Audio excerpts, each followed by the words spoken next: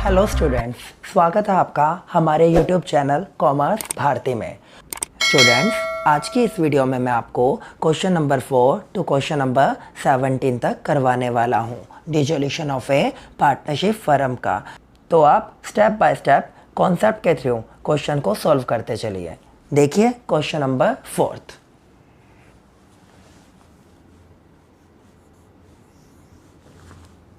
सबसे पहले हम क्या मेंटेन करेंगे, रियलाइजेशन अकाउंट। मैंने आपको जो सेकंड वीडियो इस टॉपिक की करवाई थी उसमें बताया हुआ है फॉर्मेट को अच्छी तरह समझाकर।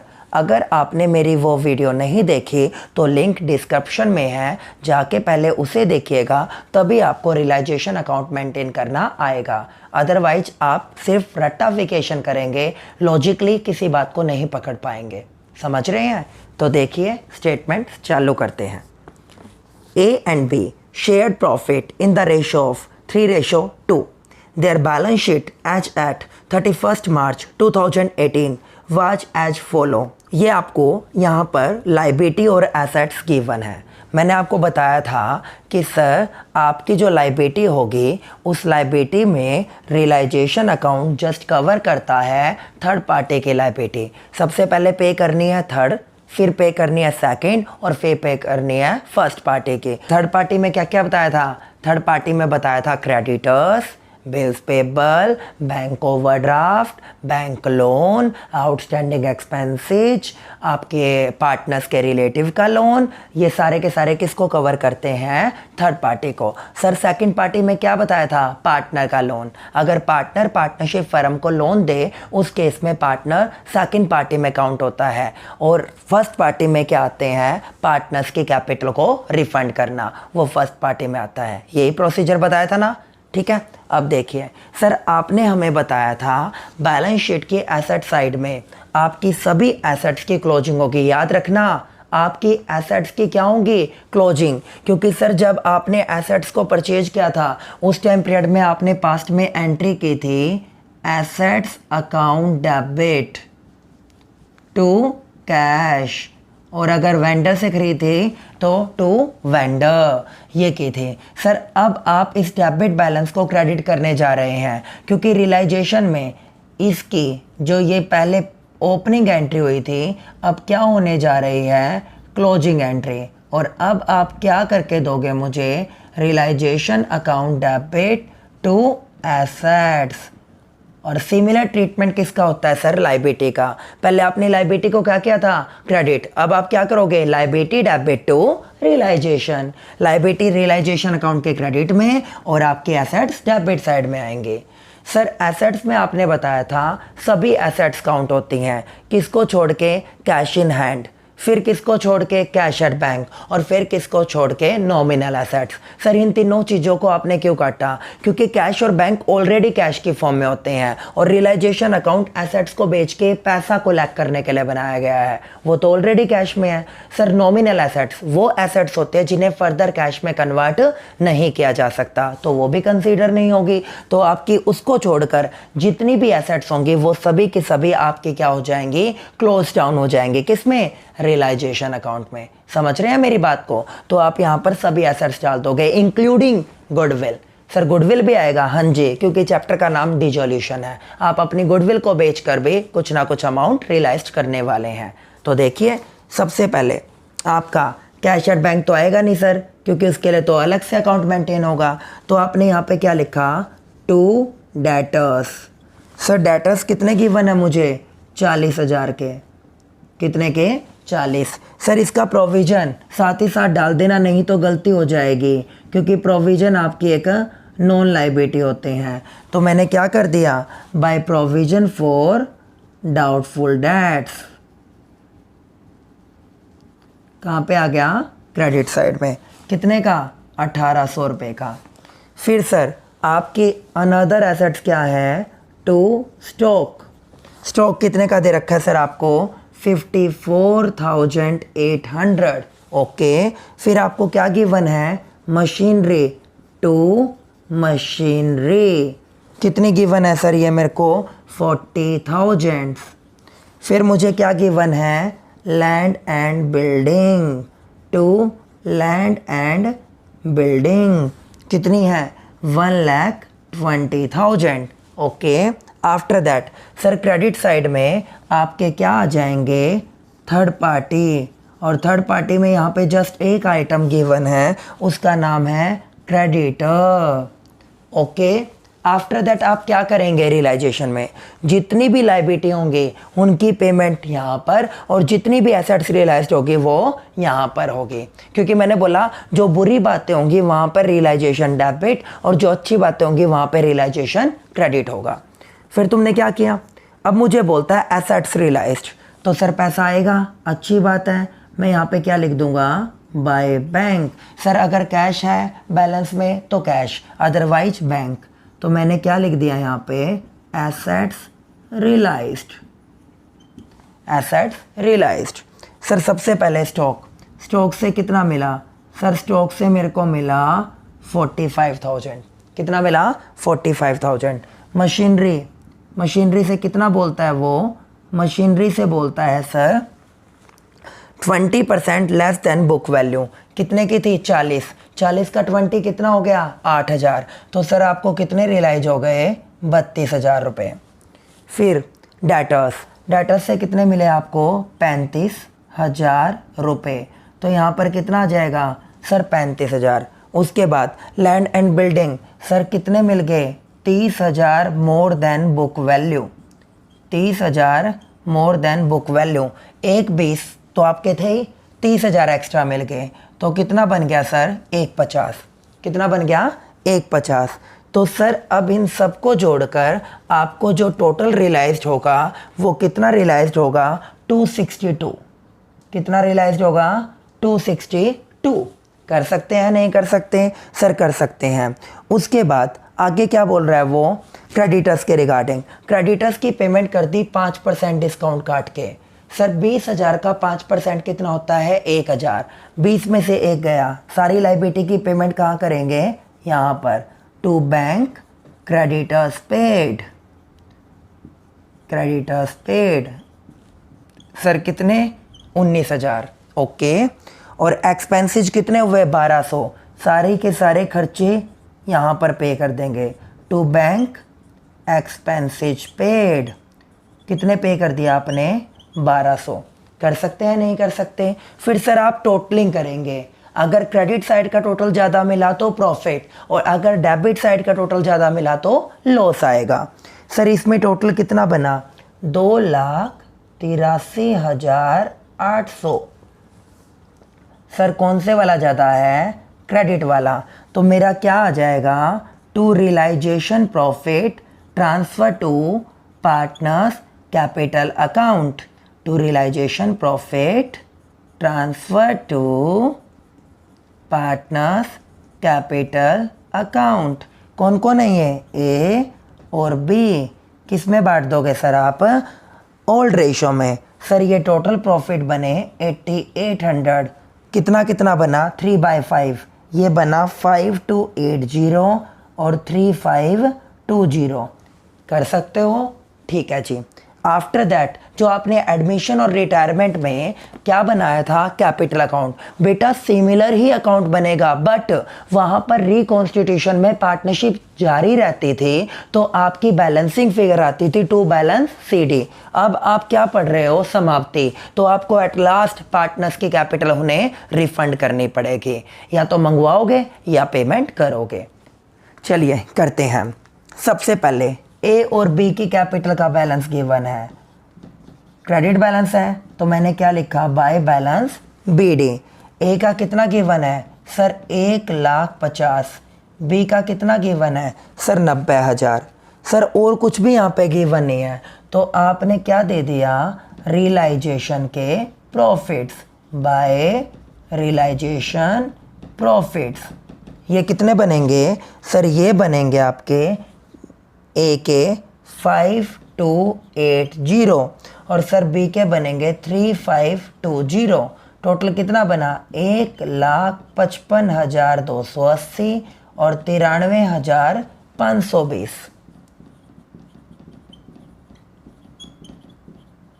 फिर आपने क्या कर दी पेमेंट टू कैश और बैंक अकाउंट अमाउंट पेड 1,55,280 और 93,520।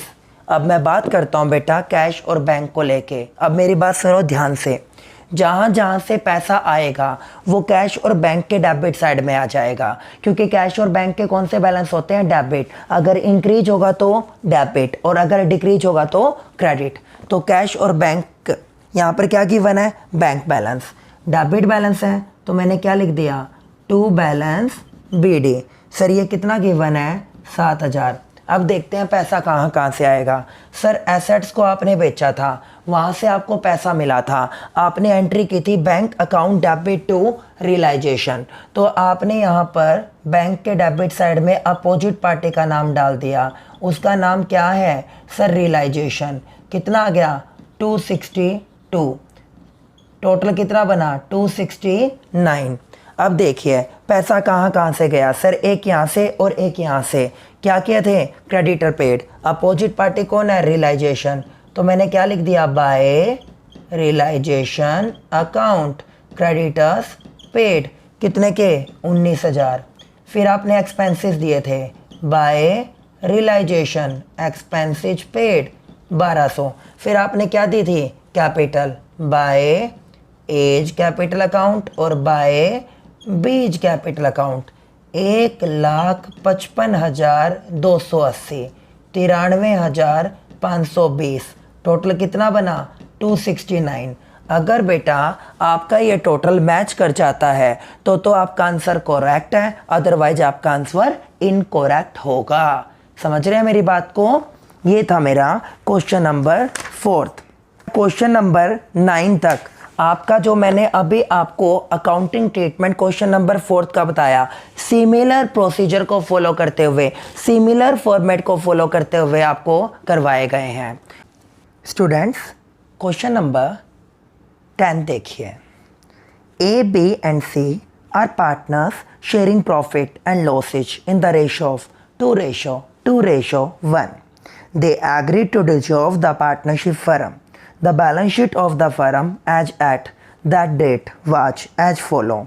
मैंने आपको क्या बताया हुआ है? एसेट साइड में कैश इन हैंड छोड़ देना, कैश एट बैंक छोड़ देना और आपकी सारी की सारी नॉमिनल एसेट्स छोड़ देना। उसको छोड़ के जितनी भी एसेट्स गिवन है डेबिट साइड में डालिए। देखिए सबसे पहले हमें क्या गिवन है? डेटर्स। तो मैंने क्या लिखा? To debtors. कितना? 40। सर अगर इसका प्रोविज़न गिवन होता साथ ही साथ आप कहाँ डाल देते? क्रेडिट साइड में। फिर मुझे क्या गिवन है? स्टॉक। तो हमने क्या लिखा यहाँ पे? To stock. कितना आया सर? 50,000 रुपये। फिर क्या आया? फर्नीचर। क्या लिखा हमने? To furniture. कितना बनाइए? 2,000 रुपये। फिर क्या आया? To computer. कितना? 8,000। फिर क्या आया? To fixed assets. कितने की आई सर ये आपकी? 41,000। फिर आपके क्या आए? To prepaid expenses. कितने के आएंगे आपके? 1,000 रुपये। प्रॉफिट एंड लॉस अकाउंट, ये सर आपका किसके पार्ट में से कटेगा? पार्टनर्स के। तो किस में जाएगा? कैपिटल अकाउंट में। और पार्टनर के कैपिटल अकाउंट का कौन सा बैलेंस है? डेबिट। कहाँ पे आ जाएगा? कैपिटल अकाउंट के डेबिट साइड में। अच्छा जी, क्रेडिट साइड में क्या आएगी? थर्ड पार्टी से रिलेटेड लायबिलिटीज। उसमें क्या क्या गिवन है? By bank overdraft. सर ये हमें गिवन है 4,000। फिर मुझे बोलता है बाय क्रेडिटर्स। क्रेडिटर्स कितने गिवन है हमें? 30,000। फिर मुझे क्या गिवन है? BP, it means bills payable. कितने के? 6,000।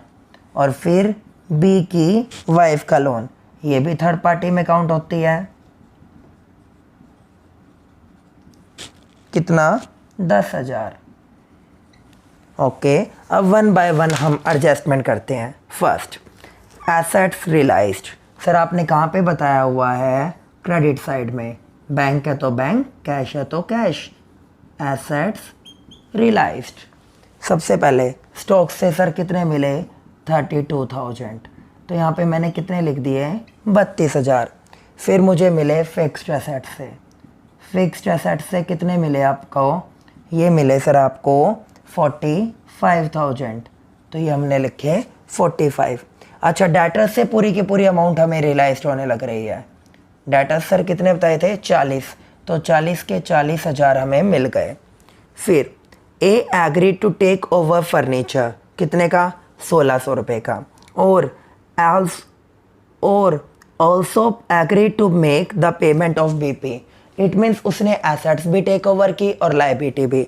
सर जब कोई पार्टनर कोई एसेट्स लेता है उसका कैपिटल अकाउंट क्या हो जाता है?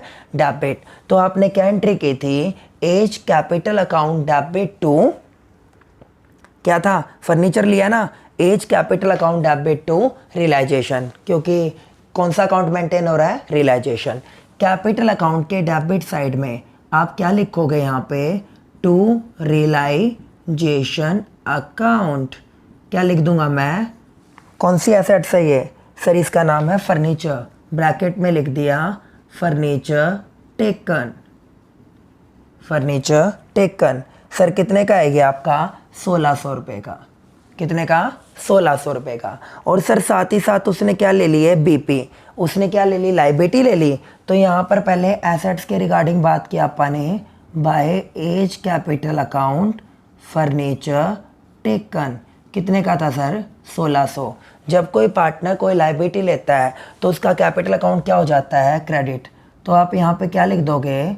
Bye realisation account. क्या ले लिया उसने? सर उसने ले लिया बीपी। तो यहाँ पे क्या आ जाएगा? BP taken. बीपी चेक कीजिए कितने के हैं? सर 6,000। तो कैपिटल अकाउंट के क्रेडिट साइड में कितने दिखा दोगे आप? 6,000। और रियलाइजेशन के यहाँ पे डेबिट साइड में to as capital account. Liability ले ली, कितने के ले लिए? सर 6,000 रुपये के। उसके बाद आगे बात करते हैं बी एग्रीड। बी एग्री हो गया अपनी वाइफ का लोन लेने के लिए, लाइबिलिटी लिया है, कैपिटल अकाउंट क्या होगा? क्रेडिट। तो मैंने यहाँ पे क्या लिख दिया? By realisation account. उसने उसकी वाइफ का लोन ले लिया। बी की वाइफ का लोन बनता है सर 10,000। तो कितना आ जाएगा यहाँ पे? 10,000। और एक बार यहाँ पे रियलाइजेशन के डेबिट में क्या लिख दिया? टू बीज कैपिटल अकाउंट। सर कितना बनेगा ये? 10,000। क्लियर है? आगे बढ़ते हैं। There was an unrecorded assets, कितने की? 10,000 की। Which was taken over by C, कितने की? 7। 10 वाली एसेट्स कितने में ले ली? 7,000 में ले ली। तो वट एवर कितने की भी ले, डिजोल्यूशन पढ़ रहे हो आप, कितने में भी आपका क्लियर होता है वो कर लो। 7,000 रुपये। तो पार्टनर ने एसेट्स ले ली तो यहाँ पे क्या आ जाएगा? By C's capital account assets taken 7,000। तो पार्टनर के कैपिटल अकाउंट में क्या लिख दूंगा? To realisation account. To realisation account कितना बता रहे हो? सर 7,000 रुपये इसके सी के डेबिट साइड में। फिर मुझे बोला एक बी आर था, कितने का? 5,000 रुपये का, कस्टमर से रिसीव हुआ था। अब ये बोल रहा है आपने वो बैंक से क्या करवाया था? डिस्काउंट। +1 में किया था ना, bank account debit discounting charges account debit to B R. आपने बैंक से पैसे ले लिए। अब वो कस्टमर तो हो गया इंसॉल्वेंट और उसकी तरफ से आपको 60 पैसे मिले। कितने मिले? 60। 5,000 का 60% कितना मिला आपको? 3,000। तो आपने एंट्री कर दी इस केस में bank account debit, bank account debit to realisation. तो यहाँ पर मैंने क्या कर दिया? By bank B R recovery. कितने मिले मेरे को? 5,000 का 60% 3,000। बट बैंक तो मुझे पकड़ेगा, मुझे बैंक के कितने चुकाने पड़ेंगे? पूरे 5 के 5। तो मैंने क्या एंट्री करी? To bank account B R paid. कितने का? 5 का। कितने का पे कर दिया? 5। क्या एंट्री हुई? Realisation to bank. ये कर दिया। क्रेडिटर्स की पेमेंट कर दो 1,500 काट के। 30,000 में से 1,500 गए तो क्या लिखोगे? To bank creditors paid 28,500। Sir इसके वाइफ के लोन की पेमेंट कर दी, ये हो गया। ये हो गया। अब क्या रह गया सर आपका बैंक ओवरड्राफ्ट। क्या रह गया sir bank overdraft. Bank overdraft के रिगार्डिंग यहाँ पर कुछ भी गिवन नहीं है, तो आप क्या कर दोगे इसकी directly payment to bank overdraft paid. Sir कितने की पेमेंट कर दी 4000 की। कर सकते हो नहीं कर सकते सर। अब आपने क्या कर दी टोटलिंग कितनी बनती है 1,95,500। 1,95,500 सर ये क्या आ गया रियलाइजेशन का loss by realisation loss transfer to partners capital account ABC in their old ratio. Sir ये आया 6760 एंड 3380। सर रियलाइजेशन का लॉस पार्टनर के कैपिटल अकाउंट के डेबिट साइड में आता है, तो मैंने क्या लिख दिया टू रियलाइजेशन लॉस 6760 एंड 3380। कर सकते हो या नहीं कर सकते। फिर आपने क्या लिखा कैपिटल के बैलेंस, जिसका क्रेडिट है वो क्रेडिट कर दो और जिसका डेबिट है वो डेबिट कर दो। सर ए और बी का क्रेडिट बैलेंस है, ये बना 70,000, ये बना 70,000। सर सी का डेबिट बैलेंस है कितना 8,000 रुपये का। ठीक है जी। अब जिसका क्रेडिट वाला ज़्यादा है उसकी पेमेंट कर दो टू कैश और बैंक अकाउंट, और जिसका डेबिट वाला ज़्यादा है उससे मंगवा लो। सर ए का क्रेडिट पोर्शन ज़्यादा है, ये बना 76,000। उसमें से ये गया ए की पेमेंट कर दिया आपने 51,640। बस सर इसमें एक और आइटम रह गया हमारा profit and loss. Right of किया था ना आपने, तो यहाँ पर क्या डाल देना sir to profit and loss account. Sir कितने का था 40,000 का। 16,000 इसके हिस्से, 16,000 इसके हिस्से और 8,000 इसके हिस्से। कर सकते हो या नहीं कर सकते। सर बी का टोटल बना 70 और 10 80,000। 80,000 में से आपने 16 और 6 1,760 ये घटा दिए। सर ये बने 57,240। सर सी का डेबिट पोर्शन ज़्यादा है, ये कितना बना 26,380। अब आपने क्या किया 26,380 में से क्या कर दोगे, यहाँ पे तो कुछ बनता ही नहीं, तो पूरी की पूरी अमाउंट मंगवा लोगे by bank amount brought from C 26,380। तो सबसे पहले आपको बैंक अकाउंट में देखना है क्या यहाँ पर कोई बैलेंस गिवन है। सर नहीं, इस क्वेश्चन में कुछ भी गिवन नहीं हमें, तो कोई बैलेंस नहीं आएगा। एसेट्स को बेच के यहाँ पर टोटलिंग जो बनी थी सर वो आपको 1,17,000 रुपये मिले थे। किसको छोड़ के सर ये रिकवरी को छोड़ के। अगर आप इसको भी जोड़ दोगे तो कितने मिल जाएंगे 1,20, बट इसको अलग से लिख देते हैं, आपको 1,17 यहाँ से और 3,000 अलग से मिलेंगे। तो सर मैंने क्या लिखा है यहाँ पे टू रियलाइजेशन अकाउंट कितने मिल गए सर 1,17। फिर क्या लिखोगे टू रियलाइजेशन अकाउंट, क्या लिख दिया सर BR रिकवरी, कितने मिल गए सर आपको 3,000 रुपये। ओके सर सी कितने लेके आया था टू सीज कैपिटल अकाउंट, सी लेके आया था 26,380 रुपये। क्लियर है जी। ये तो बात थी आने की। जाने में आपने क्या किया, एक तो सर आपने ये पेमेंट की, एक है, एक आपने क्रेडिटर्स दिए थे बाय रियलाइजेशन अकाउंट, एक क्रेडिटर, एक बैंक ओवरड्राफ्ट, और एक आपने क्या पे किया था यहाँ पे बिल्स की पेमेंट। तो सर क्रेडिटर्स की पेमेंट कितनी की थी मैंने 28,500। बैंक ओवरड्राफ्ट की कितनी पेमेंट की थी 4,000, और BR कितना चुकाया था मैंने 5,000। उसके बाद आपने ए और बी की कैपिटल रिफंड की, तो क्या कर दोगे बाय एज कैपिटल अकाउंट और बाय बीज कैपिटल अकाउंट। ये बना सर आपका 51,640 और ये बना सर आपका 57,240। टोटल कितना बना 1,46,380। और ये कितना बना 1,40,380। अगर आपका कैश और बैंक का बैलेंस वेरीफाई हो जाता है तो आपका आंसर करेक्ट है, अदरवाइज आपका आंसर इनकरेक्ट है। समझ रहे हो बच्चों? ठीक है, तो ये था आपका question number 10। I hope so आपको क्लियर हुआ होगा। अब आप निकाल लीजिए क्वेश्चन नंबर 12। आपको मैं साथ ही साथ, अब आपको पैटर्न तो पता चल चुका है, अब मैं साथ ही साथ आपको क्वेश्चन नंबर 12 टैली करवा रहा हूं। देखिए, सबसे पहले सर आपने क्या बताया, आपको बैलेंस शीट में जाना है। बैलेंस शीट में जाके क्या देखना है sir, cash in hand, cash at bank और नॉमिनल एसेट्स, उसको छोड़ के सारी एसेट्स। चलिए सबसे पहले देखिए, the following is the balance sheet of A and B as at 31 March 2018 को। एसेट साइड में आ जाओ। क्या कैश इन हैंड आएगा? No sir. क्या कैश एट बैंक आएगा? No sir. Stock in trade आएगा सर। क्या लिख दूंगा मैं? To stock. फिर क्या लिखूंगा? To investment. फिर क्या लिखूंगा? To debtors. फिर क्या लिखूंगा?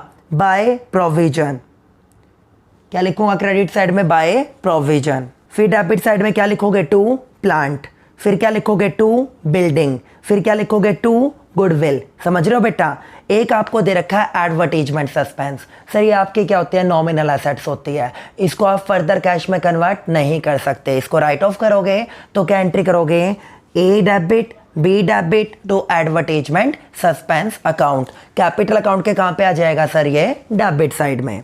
अब क्रेडिट साइड में क्या आती है सर आपकी? थर्ड पार्टी से रिलेटेड लायबिलिटी। क्या क्या है? By sundry creditors, by bills payable, by Mrs A loan, by Mrs B loan. ठीक है जी।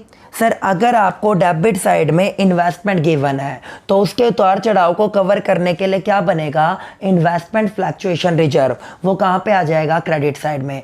बट अगर कोइंसिडेंसली आपको डेबिट साइड में इन्वेस्टमेंट गिवन नहीं है तो रिजर्व डायरेक्टली किस में डिस्ट्रीब्यूट हो जाएगा? कैपिटल अकाउंट में। समझ रहे हो मेरी बात को? इस तरह। बट यहाँ पर इन्वेस्टमेंट गिवन है तो क्रेडिट में क्या आ जाएगा? रिजर्व।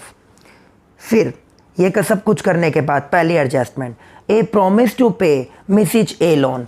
ए ने मिसेज ए के लोन को पे करने का प्रॉमिस किया। इट मीन्स वो लाइबिलिटी टेक ओवर करेगा। जब कोई पार्टनर कोई लाइबिलिटी उठाता है तो उसका कैपिटल अकाउंट क्या कर देते हो सर? क्रेडिट। करोगे या नहीं करोगे? हाँ जी सर बिल्कुल करेंगे। तो आपने क्या किया? आपने एंट्री की realisation account debit to as capital account. A के कैपिटल अकाउंट के कहाँ पे आ जाएगा? क्रेडिट साइड में, बाय रियलाइजेशन। और रियलाइजेशन के डेबिट साइड में क्या आ जाएगा? To as capital account. Journal entry कर दो, लेजर पोस्टिंग अपने आप हो जाएगी। अच्छा, उसने 4,000 रुपये का स्टॉक इन ट्रेड भी ले लिया। सर आपने बताया था जब कोई पार्टनर कोई एसेट्स टेक ओवर करता है उस केस में पार्टनर का कैपिटल अकाउंट क्या कर दिया जाता है? डेबिट। तो ए ने स्टॉक लिया तो क्या करोगे? As capital account debit to realisation. Capital account के डेबिट साइड में क्या आ जाएगा? To realisation. और यहाँ पे क्या आ जाएगा? Bye as capital account. 4,000 रुपये। B took over half of the investment 10% discount. Sir investment total कितने की बता रहे हो आप? 10,000 रुपये की। 10,000 रुपये का हाफ कितने में ले ली उसने? 5,000। 10% लेस 500 रुपये काट दिए तो कितने में? 4500। जब कोई पार्टनर कोई एसेट्स लेता है उसका कैपिटल अकाउंट क्या होता है? डेबिट। तो एंट्री क्या बनी? B's capital account debit to realisation account. B के कैपिटल अकाउंट के डेबिट साइड में आपको 4500 रुपये देखने को मिलेंगे टू रियलाइजेशन। जाके चेक कीजिए। ठीक है जी। और रियलाइजेशन के क्रेडिट साइड में क्या लिखोगे? Bye B's capital account. फिर मुझे बोलता है डेटर्स से 19,000 रुपये मिले, उसमें से 6,000 रुपये पुराने डूबे हुए थे। मुझे सिर्फ पैसों से मतलब है। कितने मिले? 19। तो आपने क्या एंट्री करी? Bank account debit to realisation 19,000। Realisation के क्रेडिट साइड में क्या आ जाएगा? Debtor realised 19,000। फिर क्रेडिटर्स और बीपी की पेमेंट ऑन एन एवरेज 1 महीने के बाद होनी थी, बट उसकी पेमेंट आपने अभी कर दी और 6% डिस्काउंट ले लिया। देखना इसमें क्रेडिटर्स कितने के हैं इस क्वेश्चन में। क्रेडिटर्स और बिल्स पेबल। सर क्रेडिटर्स आपने मुझे दे रखे हैं 30,000 के। कितने के? 30,000। और बीपी आपने दे रखे हैं मेरे को 8,000 के। सर आपको कितने % डिस्काउंट मिला? 6%। तो 6/100। 1 महीने पहले पेमेंट की थी तो क्या कर दूंगा? इंटू में 1/12। तो सर ये काट पीट के कितना डिस्काउंट बना 150 और ये काट पीट के कितना डिस्काउंट बना 40, कितना बना 40। तो क्रेडिटर्स की पेमेंट कितनी करनी थी 30,000, 150 रुपये काट के चेक करना आपको रियलाइजेशन के डेबिट साइड में 29,850 मिलेंगे। टू बैंक लाइबिलिटी पेड कितना 29,850 और वहाँ पर बीपी 8,000 में से 40 काट के 7,960 देखने को मिलेंगे। To bank realisation expenses paid. फिर मुझे बोलता है एसेट्स रियलाइज्ड, यहाँ पे क्या लिखते हो सर आप, by bank assets realised. Plant से कितना मिला 25,000, बिल्डिंग से 40, गुडविल से 6, बची हुई जो इन्वेस्टमेंट रह गई थी 5,000 की, उससे कितने मिले 4500 रुपये। क्लियर है, यहाँ पे क्रेडिट साइड में दिखा दिया और एक बार पैसा आएगा आपके बैंक अकाउंट के डेबिट साइड में। फिर मुझे बोलता है एक पुराना टाइपराइटर था जो पूरी तरह से डैमेज हो गया था, वो किसने ले लिया, बी ने, कितने रुपए में 300 रुपये में। जब कोई पार्टनर कोई एसेट्स लेता है उसका कैपिटल अकाउंट क्या होता है, डेबिट। तो आप क्या लिखोगे, बाय बीज कैपिटल अकाउंट, कितना आ जाएगा यहाँ पे 300 रुपये और उसके कैपिटल अकाउंट के कहाँ पे आ जाएगा, डेबिट साइड में। क्लियर है, ये करने के बाद आपका रियलाइजेशन का क्या निकलेगा, प्रॉफिट और लॉस। फिर आप क्या करोगे, फाइनल पेमेंट करोगे। आफ्टर दैट आंसर की वेरिफिकेशन के लिए बैंक और कैश अकाउंट मेंटेन किया जाएगा। क्लियर है स्टूडेंट्स, होप सो आपको ये टॉपिक क्लियर हुआ होगा। क्वेश्चन नंबर 17 तक आपके सिमिलर टॉपिक के ऊपर बेस्ड रहने वाले हैं। इससे नेक्स्ट वीडियो में मैं आपको बैलेंस शीट मेंटेन करते हुए, अभी तक जो क्वेश्चन किए थे ना उसमें आपको बैलेंस शीट गिवन थी, नेक्स्ट टॉपिक में आपको बैलेंस शीट गिवन नहीं होगी। बैलेंस शीट की मेंटेनेंस के थ्रू आप किस तरह अपने बुक्स ऑफ अकाउंट को सेटल करने वाले हो डिसोल्यूशन के केस में, हम ये सीखने वाले हैं। अगर आपको मेरी ये वीडियो अच्छी लगी तो चैनल को सब्सक्राइब कर दीजिएगा और बेल आइकन को दबा दीजिएगा, जिससे आने वाली सभी अकाउंटेंसी की वीडियो और अनदर टॉपिक्स की वीडियो टाइम टू टाइम आप तक पहुंच सके। Thank you so much.